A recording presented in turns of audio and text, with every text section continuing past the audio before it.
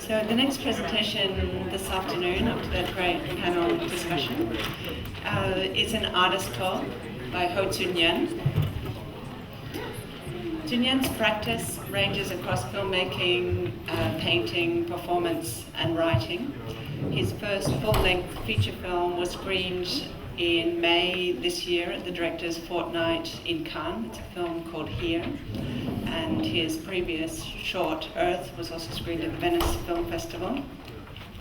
He's particularly interested in the languages and viewing positions of film and art, and the relationship between the still and the painted and the moving image. His films and video installations mix the genres of music video, documentary, and many other elements. And he often uses highly constructed sets and highly constructed soundscapes in his works. For APT6, Tzu Nyen produced two new works. One of them is presented in the cardboard viewing area directly outside the cinema. That's H, the Happy Robot, which looks in the context of a futuristic Singapore location at the education and eventual obsolescence of a cardboard robot figure. And in his artist talk, Tzu Nyen pointed to the fact that that film and the other film presented for, commissioned for APT, produced for APT, are linked by a sense of pedagogy. Tzu Nyen's going to talk about Zarathustra, a film for everyone and no one, which is the project presented in Cinema B and the other Cinematheque space for the duration of APT. And it's a work which draws on Nietzsche's famed volume of 1883 to 1885 that spoke Zarathustra, and also Richard Strauss's music inspired by Nietzsche of the same title, famously used by Kubrick, of course, in his 1968 film 2001: A Space Odyssey. So I think I don't need to speak anymore. I'll hand over to Tzu Nyen to talk about this film for APT.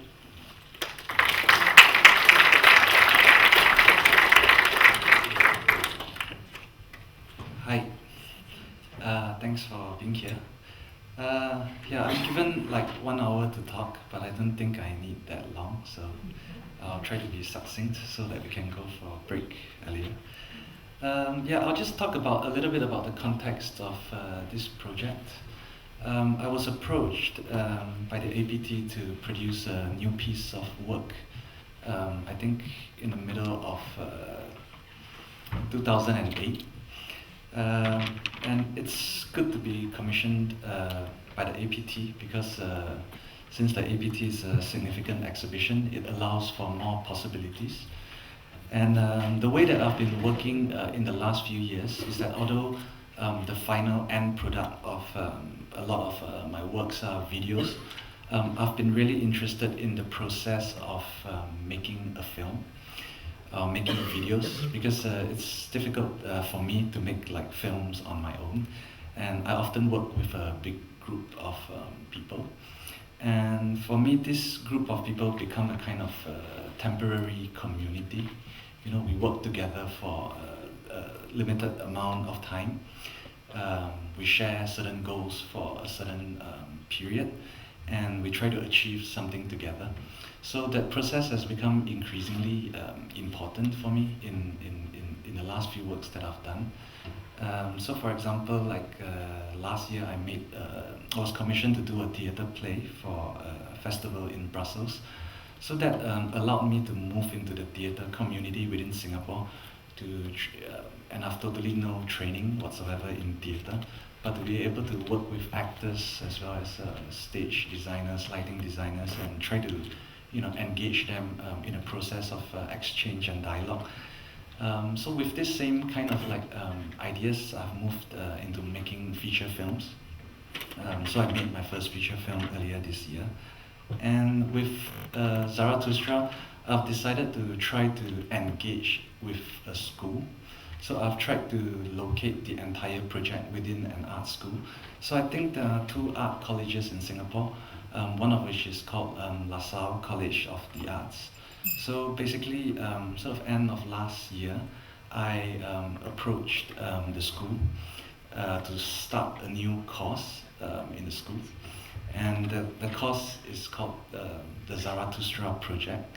So what it basically entails was that this course would last 1 semester, and it will be open to students from film, fine arts, music, theatre, acting, musical theatre, and what the students would undergo would be sort of like 1 month of intensive theoretical lectures about nature, and after that we would kind of break into another month of workshops. So in these workshops, I invited professional cinematographers, stage lighting designers to work with the students from all the disciplines.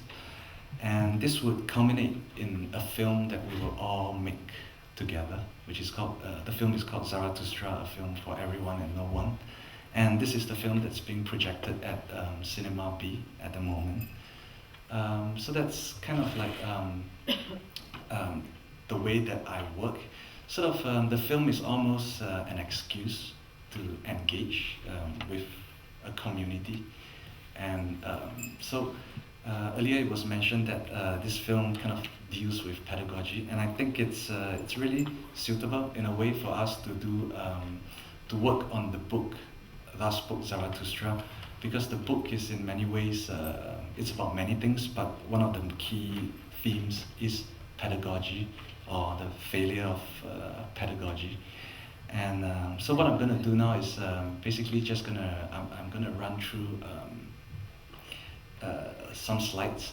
Some of these are made up of like lectures that I've delivered to the students, trying to kind of like inform them about the project, trying to engage them with Nietzschean philosophy, which is quite foreign. Like none of the students have read Nietzsche, so I'm not sure if they intend to do it even after this project. So yeah, so in a way that's kind of like one of the key sort of starting points is to try to bring something that is of interest and of importance to myself, but kind of like alien to the students that I work with, and try to bring these two elements together. So before I go into more of the slides, I have to say that for me, the primary audience of like the works that I do are actually my own collaborators. So of course it's important to show the work to a different audience in the galleries or in the cinemas. But over the years, I've increasingly felt that this group of people that I've worked with over the years, it's actually I have concrete, sustained engagement with them. So they've become really sort of like in many ways the key my key audience. So this was also a chance for me to get say like the cinematographer that I work with, who's a professional cinematographer, to give lectures in schools in the school to the students. It's a chance for him to sort of take a break from work, and then to pause and to think about the way that to think and talk about the way that he has been working to students. And because there's always an audience of students while these professional collaborators are talking about their own practice, it makes everything a bit more theatrical and self-conscious. They have to think more about how they would present themselves or present their artworks, and that facilitates a kind of exchange which a lot of these professional crew members often miss, because they kind of finish one job and they go into another. So it's also a way to get like my collaborators to go into like a new kind of adventure. So yeah, this is the book itself. So I just wanted to show like two versions of the cover, because there are different images, of course, but a very similar theme persists, which is solitude, and also of course height. The fact of like standing in a high place and looking into the distance.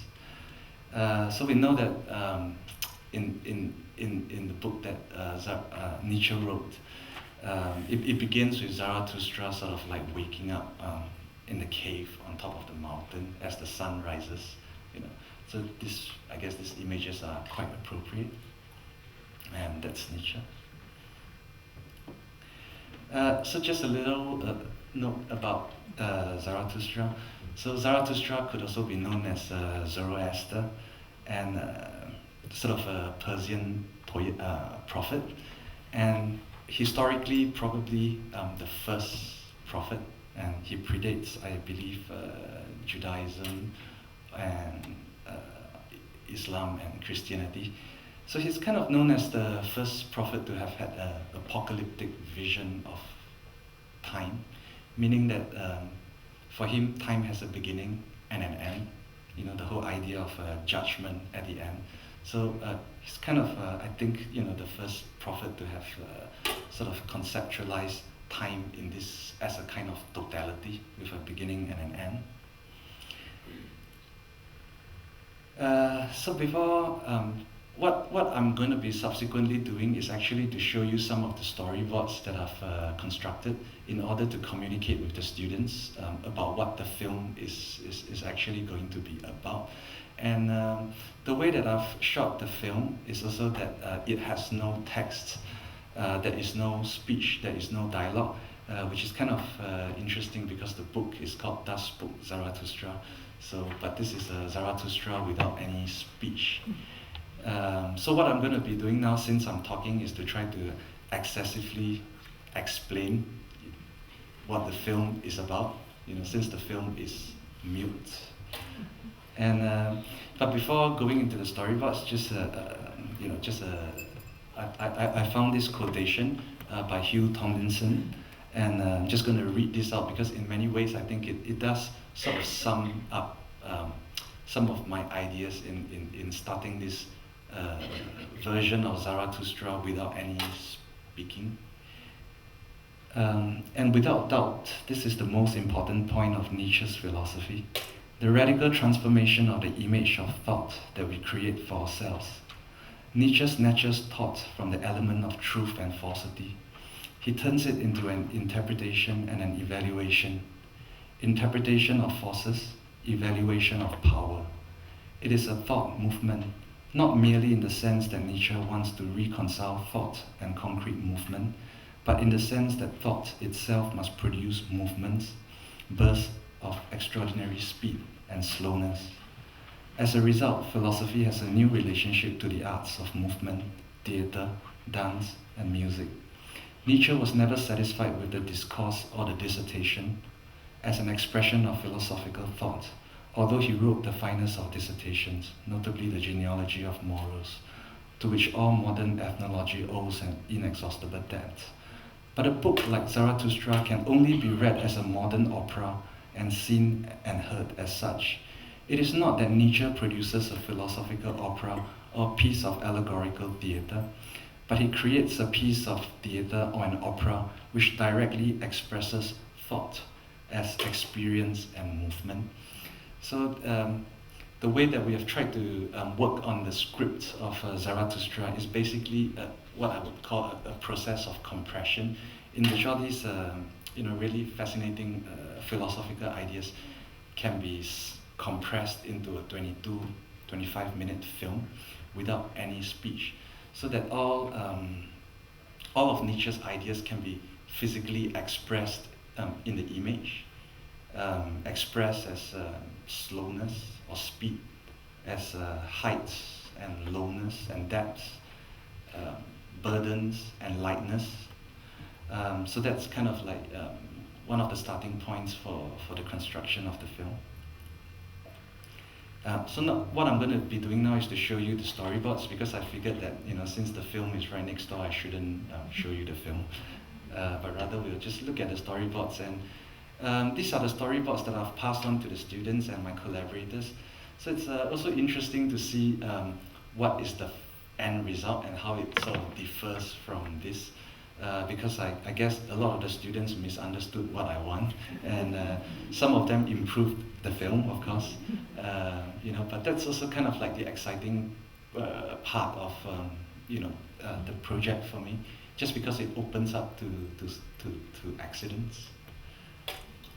So in the beginning, it's darkness, and gradually light fades up, and it fades up to the tune of Strauss's Sunrise, which is sort of such a kind of cliche, piece of music that it's kind of the best way for me to start this film, and this is basically Zarathustra sort of like waking up from sleep. And once he wakes up, of course, in the book, Zarathustra, roused by the sunlight, feels that well, actually, Zarathustra had been on the mountain for 10 years, and one day he's decided that he wants to be like the sun, the sun which kind of gives off energy excessively and freely. He feels that he has gathered enough wisdom or honey, in the 10 years that he's been on the mountain. So he's decided to come down, to descend to earth in order to share his wisdom. So that's basically Zarathustra descending. And in Nietzsche's book, he goes into the city, and in the city, actually, he tries to address the people, and he tries to, kind of share his new ideas. But the people weren't very interested, so they kind of pretty much ignored Zarathustra. So in the film as well, he's been trying to address the men of the city, which are all dressed in white. And one of Zarathustra's recurrent message is sort of symbolized by this in the film, by a downward movement into the ground. And slowly gold emerges from the ground. And this is one of Zarathustra's recurrent sort of motto, which is that the earth has a heart of gold. And for Nietzsche, of course, this is directly opposed to any ideas about heaven, heaven as in Christianity. For Nietzsche, who is a kind of a real kind of like materialist, he's always pointing to the earth for us to be grounded. And the earth having a heart of gold is an interesting kind of like metaphor or image, because sort of what is rich is in the earth.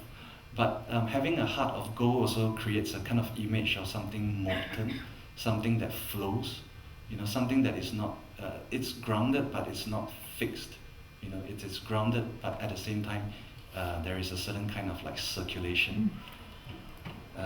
So as Zarathustra points to the ground, gold emerges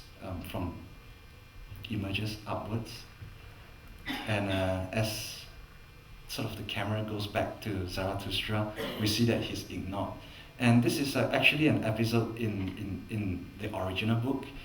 Everyone has ignored Zarathustra because their attention has been captured by something else, and which is by this figure. So in the book, this is actually supposed to be a tightrope walker who's kind of like creating a spectacle in the city, because and he's the one who's kind of like grabbed all of the attention of the men from the city. And in Nietzsche's Das Book Zarathustra, as the tightrope walker is walking, across the rope, a sort of jester jumps in front of the rope and he falls. So in our film, we've tried to kind of like compress these ideas and adapt it to our film. But I would also say that this other figure in the film also represents the other great like enemy of Zarathustra, who is called Zarathustra's ape. Basically, Zarathustra's double. It is like the fake version of like Zarathustra, who sometimes goes around sort of like distorting his teachings. And the figure on top of the double that we see here is supposed to be kind of like the jester figure, but it is also sort of a combination of the other great enemy of Zarathustra, who is called the spirit of gravity, who's supposed to be a dwarf. So in any case, the appearance of this second figure causes the tightrope walker, or the person that we call the double, to fall, and he dies.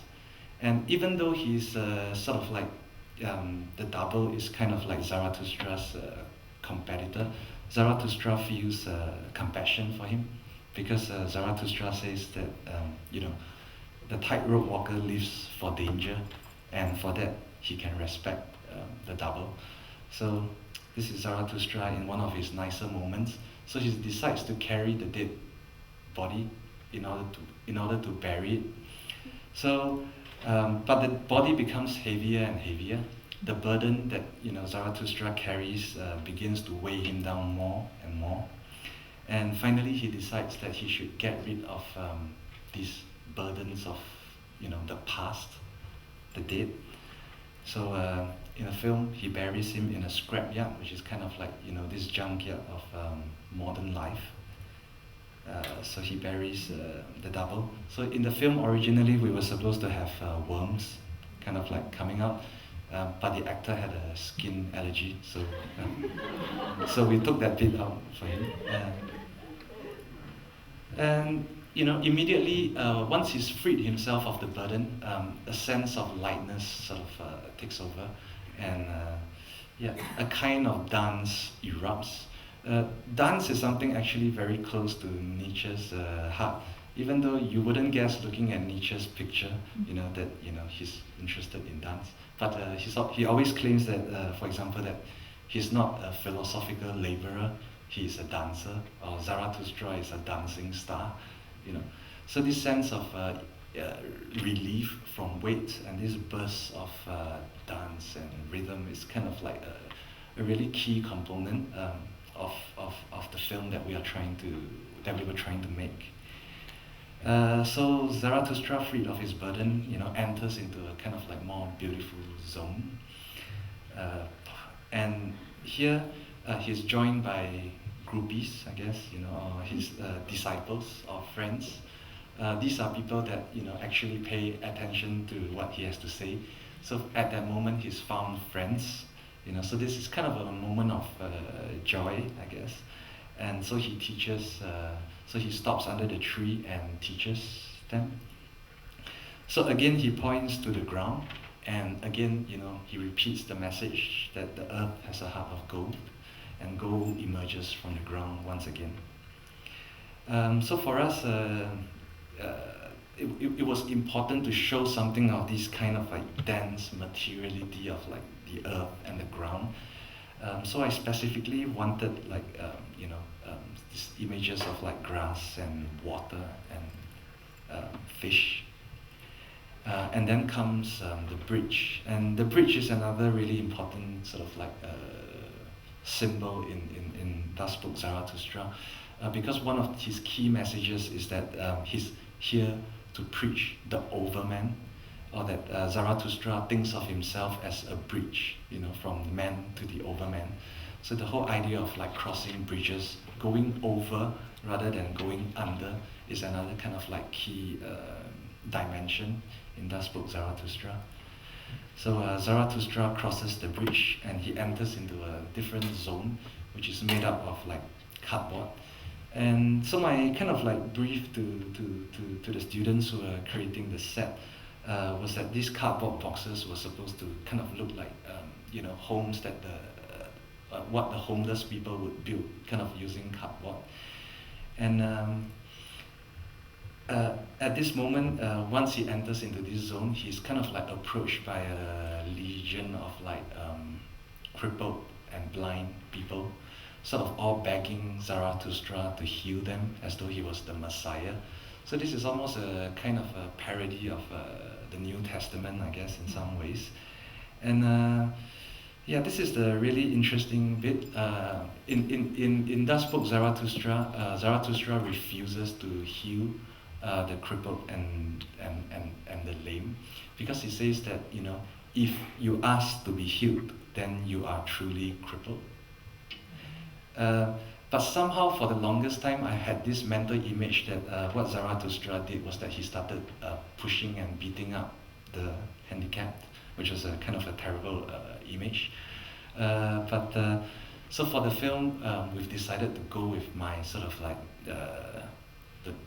my mystic, and to have Zarathustra sort of being involved in a more kind of like physical struggle with this legion of the crippled.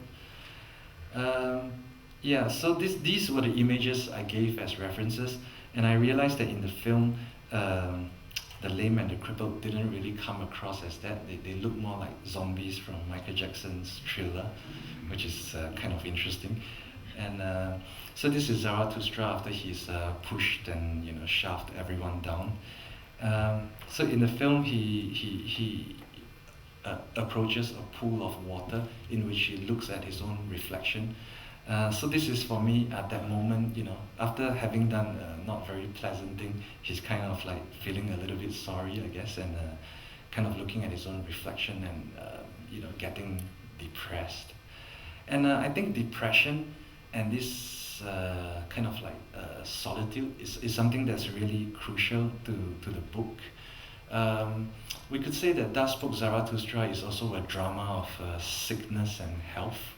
We know that Nietzsche was kind of a sick man, and he's probably interesting as a philosopher because for me, he projects his own internal symptoms into the external world. So he reads the world, society, as kind of like symptoms of illness and health. So this whole idea of like depression and melancholy and this weight of like melancholy is something that's important to express for me. So and at a certain moment in the film as well, the reflection gets sort of like disrupted, and the pool just becomes a pool of like dark water, and the camera sort of moves back to the crippled and the blind that Zarathustra had pushed down. So this was also the brief that I gave to. So I have to. Sorry, I forgot to explain that all of the actors are of course students as well. So I explained to the students that once they have been pushed down, so once their crutches have been broken, they have to pick themselves up in a beautiful way. It's almost as though freed of the need for crutches. The act of like standing up yourself is supposed to be a moment of beauty. Again, in the film, it didn't quite sort of like come out that way, So I think in the film, this segment looked a lot harsher than it was. So it looked like the zombies have come back, the return of the living dead. So all of them has sort of emerged again. So this is the bit where we had like intense strobe light. So I wanted the act of like these people playing the cripples and the blind standing up to be a moment of like to erupt into some kind of a dance. And right after that, the camera moves away into a field of fog. And here we see like a kind of like the silhouette of one figure emerging, and the silhouette of another figure emerging at the other end of the screen. So it's kind of the return of the double, who, being Zarathustra's double, he can never be sort of truly eliminated. So they kind of get into a bit of a competition, sort of racing forwards. And so the double sort of wins the race, and the double returns back to the tree where Zarathustra previously sort of shared his wisdom or teachings with his disciples. But now the double has taken the place of Zarathustra, and instead of like pointing downwards, the double points upwards, into the sky, into heavens. Sort of the opposite of what Zarathustra would teach. So then we have this shot of like kind of like typical, what I would call like a God shot, sort of light shining through leaves, through the canopy of a tree. And when the camera returns back to Zarathustra, we see that the dwarf or the spirit of gravity is now upon his shoulders. So this becomes kind of like this intense physical struggle. So the spirit of gravity represents, all that is kind of all the burdens, you have in life, burdens of the past, of tradition, of morality, So this is Zarathustra kind of like struggling with the dwarf on his back. So Zarathustra kind of sinks lower and lower, and eventually he sort of tries to kind of like return back to the pedestal, which represents the mountain. So he, in a way, he returns back to the point in which the whole narrative started, and then he starts to puke. So yeah, of course, in the final film, this puking actually takes place twice rather than once. So the other puking that we've kind of like included during the film shoot was the double, or the tightrope walker sort of like puking blood. So we create a kind of like tighter relationship between the two figures.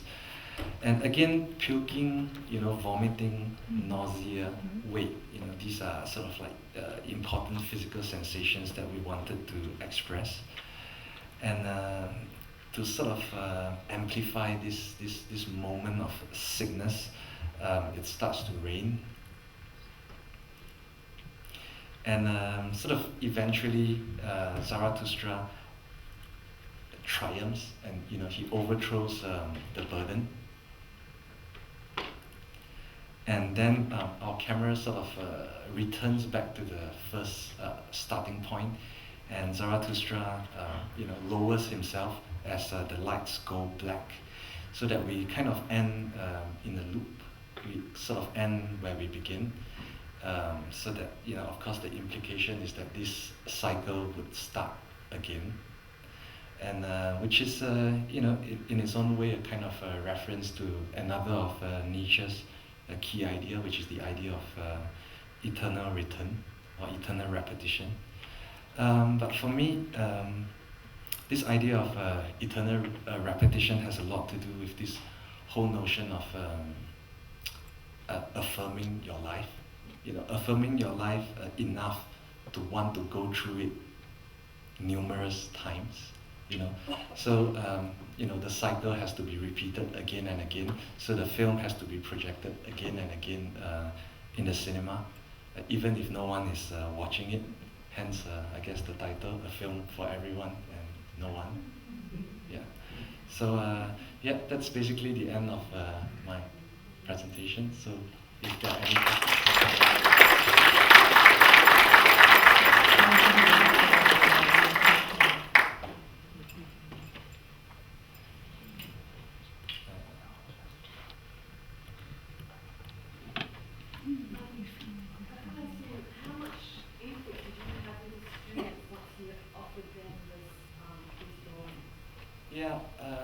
Well, I have to mention that the students were involved in like different aspects of the film. So some of them were making the props, some of them were making the costumes.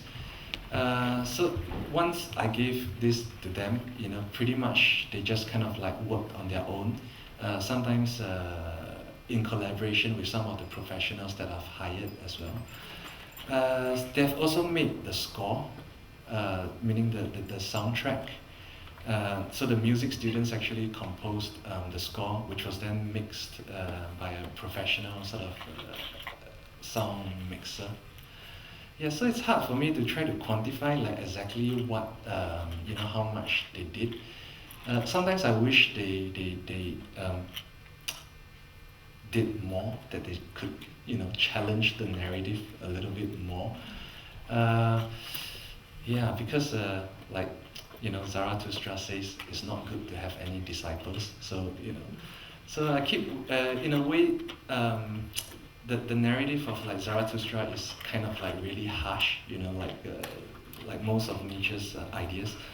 I've chose this precisely because I thought it would kind of like trigger a certain kind of like resistance from the students.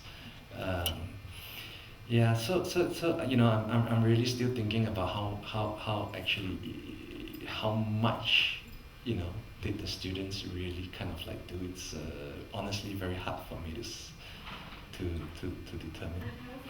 So how complex was it for you then to watch them doing that and not try to control it? Very difficult as well, I have to say. Yeah, to be honest. Yeah. So I've just to sort of maybe add to the process a little bit. I would say that the process of starting this project is half the project for me. I mean, what we see now in the cinema B is really just the trace or the remnants of like this entire process. So one thing that I was very troubled by was that the fact that I'm just kind of like showing the film, you know, without the process. Yeah. But at the same time, you know, I was rationalizing to myself that, you know, this process was something I lived through with like the students. You know, it's real. It doesn't need to be art or documented to be real, you know. So that was the other bit of the work. I'm curious, your illustration, your storyboarding is actual imagery. How literal did the students take it, or did they run with it? I think they tried to run with it. Actually, this I think is the most, you know, I think your question is actually quite similar to the previous one. It's just how much you know, autonomy the students eventually had, you know, and how much control I had. Yeah, I have to say that, you know, this was a kind of an experiment, like for me in working with a school. And I mean, to be very honest, I really wished there was more, that the students could kind of like do more. But some of the students, I would say, ran freely with what I've given them. Especially, I would think the students who made the soundtrack. You know, just because sound is something less concrete and difficult for me to, you know, like explain. So what I did with like the music students was basically play them a lot of like doom metal, you know. And most of these students are like they're either classically trained or, you know, they are studying the gamelan, and, you know, so metal is like, you know, something new, and they just gone on to do their own thing, you know, which I was very happy, you know. So I would say it's more in terms of like student participation, and it's more successful in certain areas. For a lot of the film students, I would say that they benefited mostly by just observing, and for me that's also okay, you know, that could be a beneficial way of like being engaged with the project just by observing the process. So what I've done is also I set up a second unit camera for the entire project. And this second unit team is basically made up of film students who were documenting the entire semester. So every class that we had was filmed by these students, you know, so they could observe in a kind of like active way. So these students are actually now editing and making of, you know, of like this project. And next year in February, I'm actually staging the show again in the school with this film next to the making of, which the students are kind of like chiefly, you know, mainly responsible for. And hopefully, you know, I can organize like a small symposium with the students and try to kind of like really go through the project again, you know, to see what were their opinions or suggestions about how we can improve not the film, but, you know, really this process of like working with the students. Yeah. Yeah. So it really depends, you know, which students from which, you know, working in which departments. So some of them took it further, you know. Some of them are in the end, unfortunately, still kind of like functioned pretty much like, you know, normal kind of like crew members. Yeah. How did you come up with the story? Because this whole cosmogonia is put up here. The fight with the eagle, the doppelganger, the prophet speaking from the rubbish. So it's like, well, there are numerous old elements and some new elements as well. So how, and if the students had no experience, so who were you actually discussing this with? Was it yourself, or just consulting Nietzsche, or? Yeah, I have a special link with him. Yeah, sure. What I've tried is really to condense all of like, you know, the narrative of Tzu Zarathustra, And really the narrative is just marked by this kind of like, for me, Das Book Zarathustra is a narrative about sort of long periods of pain with like moments of relief, you know. That's kind of eventually how I broke the script, the original text down into. So for me, that was kind of like the, you know, the pattern that I was trying to create with the film. So of course we updated Zarathustra, you know, kind of in my own kind of like way. I'm sure the process is very arbitrary, and you know, it's really dependent on my own subjective kind of like experience. So what I did was I've tried to have some sort of theoretical lectures and, you know, readings for the students to kind of like get to know the original, you know, Das Book Zarathustra.